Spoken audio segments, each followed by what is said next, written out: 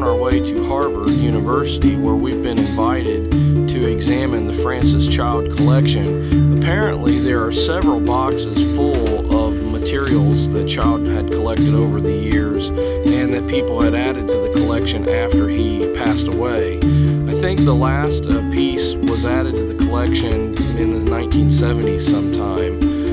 But the collection is massive, and there's no way that anybody could go through the whole thing in one sitting. In fact, the particular piece of the collection that the reference librarian pointed out to me, I believe is 30 volumes of materials related to the Child Ballads in one huge box. So I'm going to check that particular piece out and look at that, and hopefully there'll be something interesting that I can bring to you that you'll be able to see, that we can kind of examine and bring to light, that possibly hasn't been looked at in 100 years or more.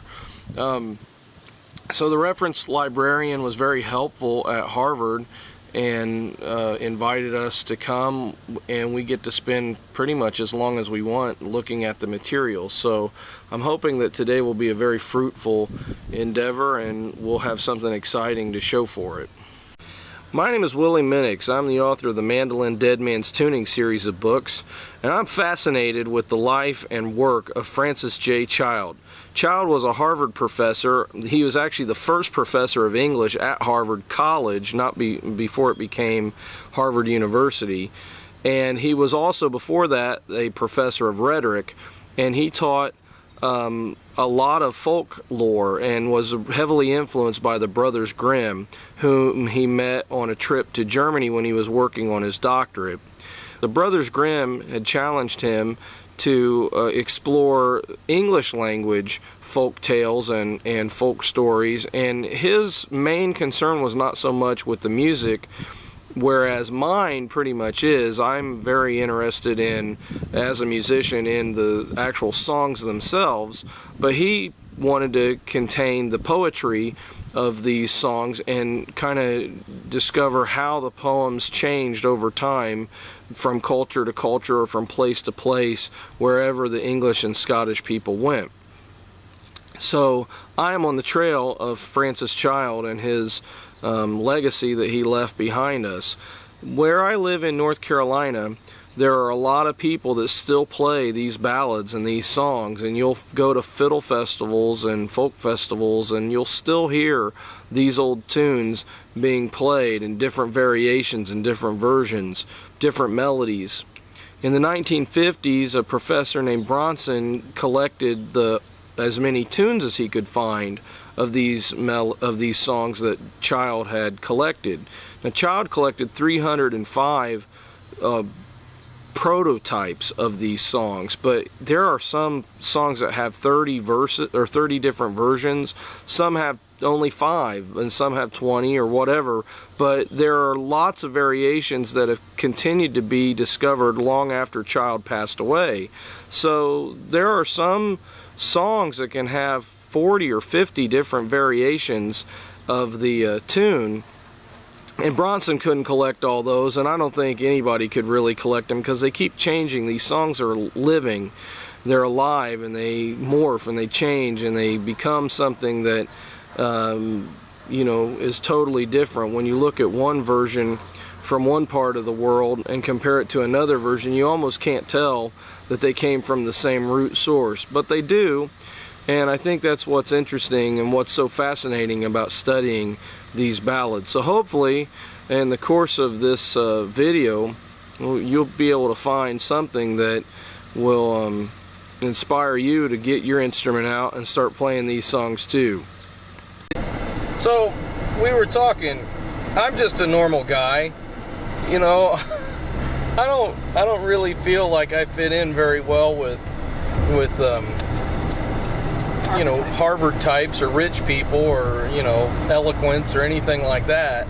But it's like once I had the material in hand and was going over it, I totally forgot and lost all sense of being out of place or anything like that. And I have to say, the people at the Houghton Library at Harvard are so nice and friendly, and they were excited that we were excited, and and they gave us no problem with filming. As long as we signed all the paperwork and stuff, they were cool with it. But they didn't give us any grief or made us feel out of place or anything like that. We were just one of other people who were in there doing research. But it's all under lock and key. You can't actually bring stuff in. Yeah, that's true. You can't bring a purse in. My wife had to lock her purse in a locker. I had to lock my computer bag in. But we were allowed to bring a camera, and I just used my cell phone. And then we also were allowed to ask for permission. They would make photocopies or scans of it if we wanted them to. You are allowed to take your computer or any devices, and you can take pictures. But you have to go through and get permission. Like, we went and got a special collections card so that we could go in and check it out. And then the nice thing was, today's Tuesday. They said if I want to, they'll hold the materials and I can come back on Friday and examine the rest. I only had time to go through 2 books. The one thing that really stinks about trying to do research at Harvard is the Cambridge parking situation is just horrible. We had to move the car every hour because we had a really hard time finding parking. We did find a nice spot right in front of the Harvard bookstore, and when we came back out in the second hour, we were able to somebody had left the spot in front of us, so we could just pull forward into that spot. So that was kind of a good thing.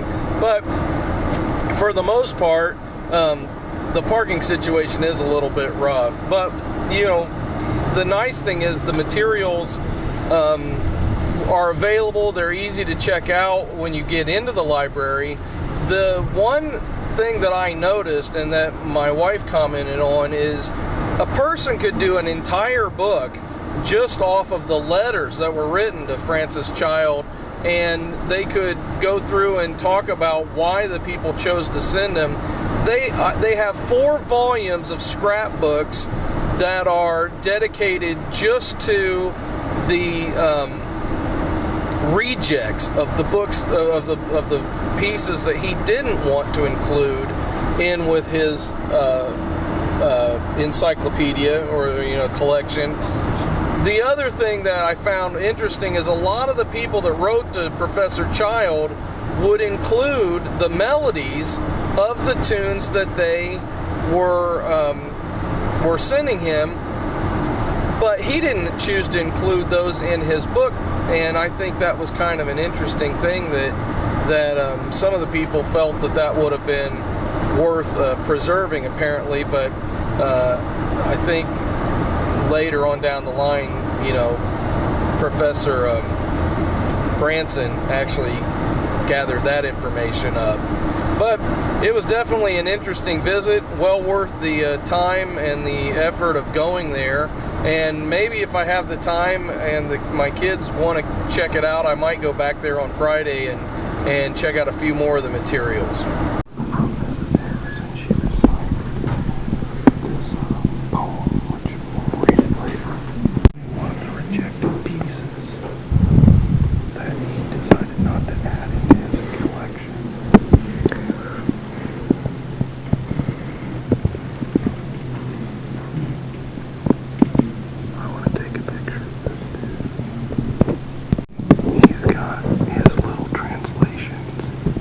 Scotch dialect.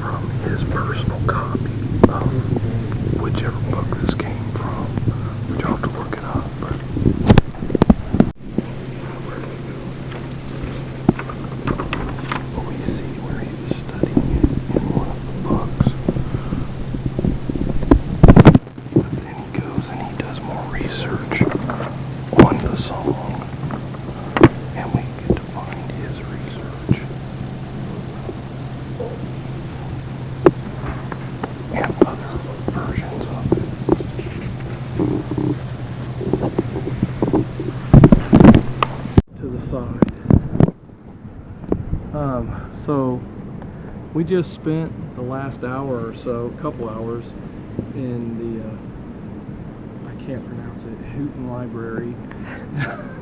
Houghton Library, going over Professor Child's manuscripts, and it's amazing. And I couldn't talk much. I'll try to splice some of this video together so that you can see, and I'll intersperse some of the materials. But what was fascinating to me were the letters that people wrote him. You read in the introduction to his book, you know, thank you to all this person and that person and this person for all the letters that they sent in, but you don't get the full understanding until you actually see the letters that they sent him, and how much people cared about the project that he was working on, and how exciting it was to people from all over the world to participate in the work that he was doing here at Harvard.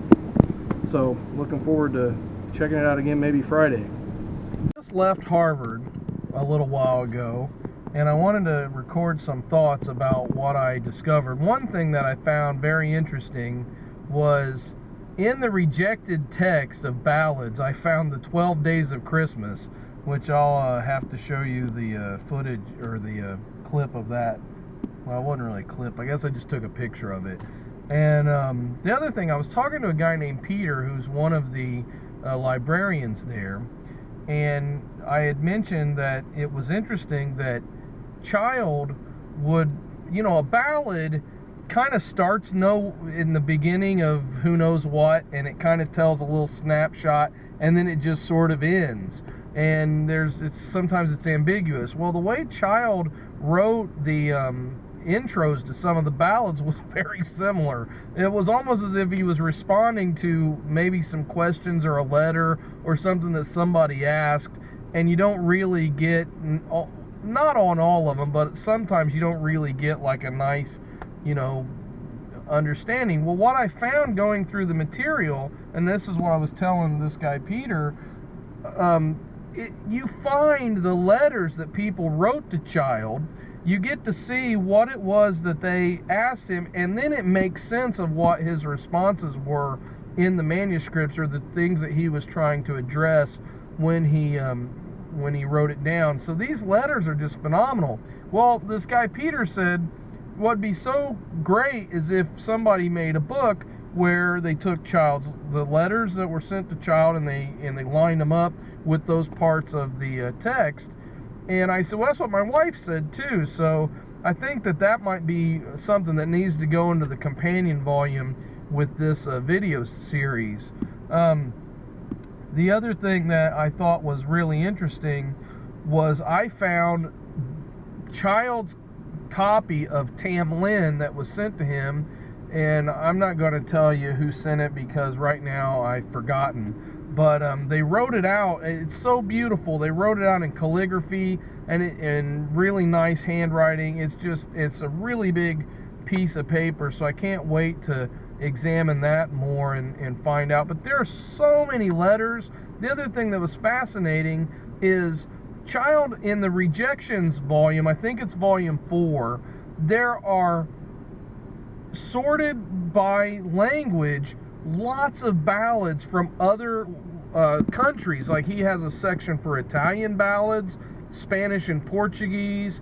He had modern Greek ballads in Greek. He had German, French, I think I already said Italian. He had Italian ballads, Armenian, he had Romanian. He had ballads from all over the place, Danish, and I think Icelandic. And the man must have been an incredible linguist. I mean, I knew that he was a linguist, but the vast amount of languages that he had at his command, it staggers the mind. As somebody who loves languages, it really was mind-blowing just how disciplined Professor Child's mind really was. So I'm blown away. I'm done for the year. Maybe next year I might come back and research some more, but for this year I think I have so much that it's going to take me a long time just to get through all of the material that I've unearthed in just this trip. And it really, I think I looked through the first 4 volumes of rejected material, the first 2 volumes of child ballad material, and there's so much of his stuff at Harvard, it's just ridiculous. But the people there are great, and they were so kind and helpful with everything. So after you eat, or after you go to Harvard and you drive back from a long trip, the nice thing to do is to stop and get some fish and chips. So and that's the nice thing about being married to a Massachusetts girl, is she knows all the good places. So I am going to Woonsocket, Rhode Island, and I am eating at Ye Olde English. So I will give you some shots of that just in case you ever get to Massachusetts or Rhode Island and you need a place to eat. This is the place to do it.